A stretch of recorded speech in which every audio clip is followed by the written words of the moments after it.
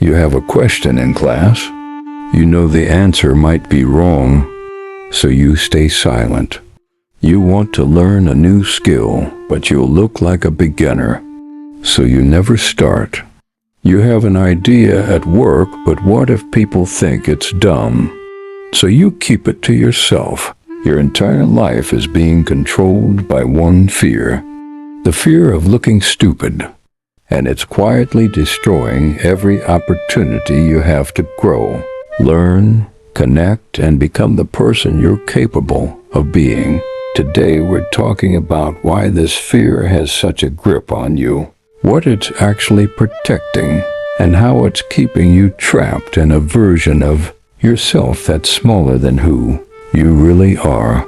Let's be honest about what this fear actually looks like in your daily life. You don't ask questions when you're confused because everyone else seems to understand. You don't share your work until it's perfect, which means you never share it at all. You stay quiet in conversations about topics you're learning because you might say something incorrect. You avoid trying new things in front of people because being bad at something feels unbearable. You'd rather stay ignorant than risk looking ignorant for 5 seconds. You'd rather stay stuck than be seen struggling. You'd rather pretend you know than admit you don't and actually learn. Think about how insane that is. You're choosing permanent limitation over temporary embarrassment. You're sacrificing growth on the altar of image. And the worst part? Nobody else cares as much as you think they do. This fear isn't really about looking stupid. It's about something much deeper. It's about your ego, your identity, and the version of yourself you're desperately trying to protect. When you were young, you learned that being smart meant being valued. Being right meant being worthy. Making mistakes meant being less than. So your brain created a defense mechanism. If I never look stupid, I'll never be rejected. If I always appear knowledgeable, I'll always be accepted. But here's the trap. The more you protect this image, the more fragile it becomes. Because deep down, you know it's not real. You know you're pretending. You know there are massive gaps in your knowledge. And the fear of being exposed grows bigger and bigger. Psychologists call this impression management. You're constantly managing how others perceive you, controlling every interaction to maintain the illusion of competence. But you're not living. You're performing. And the performance is exhausting. Let's talk about what's happening in your brain during these moments. When you're about to ask a question or try something new, your amygdala, the fear center of your brain, lights up. It's detecting a social threat, and to your primitive brain, social rejection was historically life-threatening. Being cast out from the tribe meant death, so your brain treats the possibility of looking stupid the same way it treats physical danger. Fight, flight, or freeze. Usually you freeze. You stay silent. You don't raise your hand. You don't take the risk. Your brain thinks it's protecting you, but it's actually imprisoning you. There's also something called the spotlight effect, making this worse.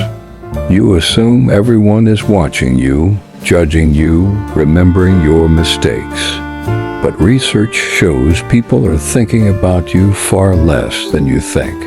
They're too busy worrying about how they look to care about how you look. That embarrassing thing you did 3 years ago that still haunts you, nobody else remembers it. They were too busy worrying about their own embarrassing moments. Here's the brutal truth. Every single person you admire was once terrible at what they're now great at. Every expert was once a confused beginner. Every master asked stupid questions. The only difference between Them and you, they were willing to look stupid temporarily, to become competent permanently. Think about learning to walk as a baby. You fell hundreds of times. You looked ridiculous. You had no coordination, but you didn't care because you didn't have an ego yet. You just kept trying. Now imagine if you had stopped because you were afraid of looking stupid. You'd still be crawling, but somewhere along the way, you developed self-consciousness. You started caring what others think, and that caring killed your natural curiosity and courage. The irony is that by trying to look smart, you're guaranteeing you'll stay ignorant. By avoiding looking stupid, you're ensuring you'll never develop real competence. Real intelligence isn't knowing everything. It's knowing what you don't know and being willing to learn it. But your ego won't let you admit that. Let's talk about how this fear is actually destroying your life in ways you don't even realize. First, it kills your learning. You can't learn if you're not willing to be wrong. You can't grow if you're not willing to struggle. Every moment you stay silent instead of asking a question, you stay stuck. Every time you avoid trying something new because you'll be bad at first, you rob yourself of a skill you could have mastered. Second, it destroys your relationships. Real connection requires vulnerability. It requires admitting you don't have it all figured out. But if you're always performing competence, always pretending to know, you never let anyone see the real you. And if no one sees the real you, no one can actually love you. They only love the performance. And you know it. That's why you feel lonely even when you're surrounded by people. Third, it traps you in mediocrity. You only do things you're already good at. You stay in your comfort zone. You play it safe. And safe means stagnant. You'll never discover what you're truly capable of because you're too afraid to suck at something long enough to get good at it. Fourth, it creates imposter syndrome. Because you're hiding your gaps in knowledge, you feel like a fraud. You know you don't know as much as people think you do, so you live in constant fear of being exposed. The irony? If you just admitted what you didn't know, the fear would disappear. Here's what nobody tells you.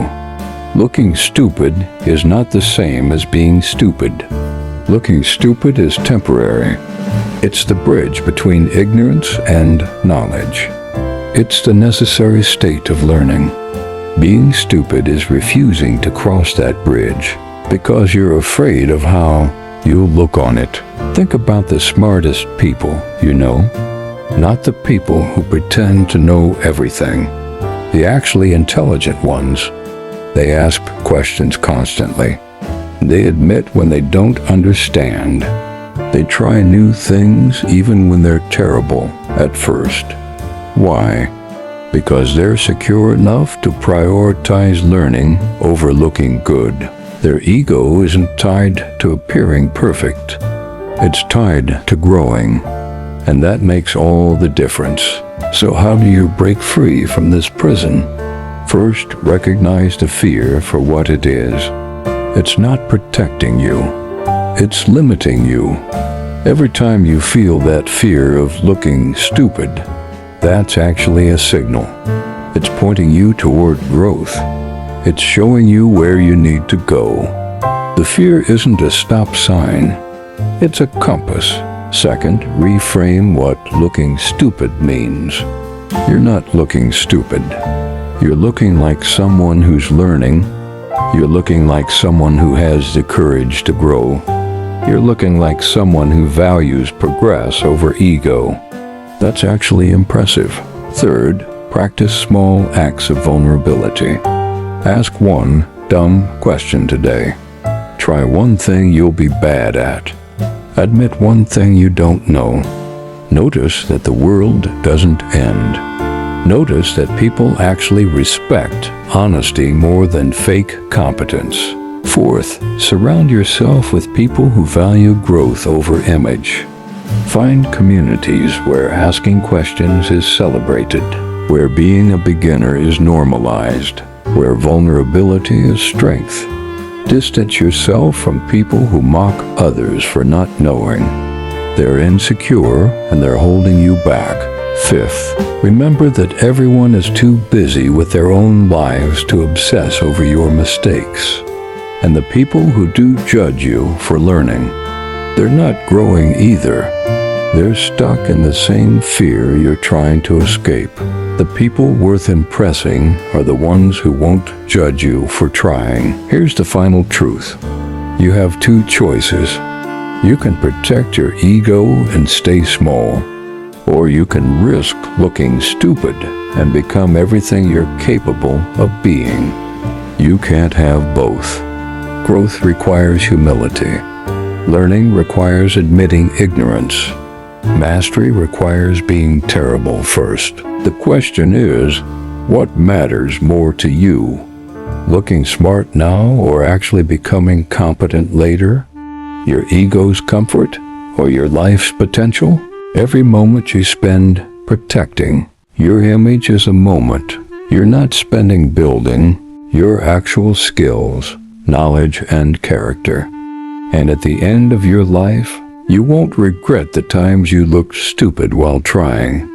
You'll regret all the times you didn't try because you were afraid of looking stupid. Stop performing. Start learning. Stop pretending. Start growing. Stop protecting your ego. Start building your life. The fear of looking stupid is a cage, and you're holding the key. The only question is whether you're brave enough to use it. If this made you uncomfortable, good.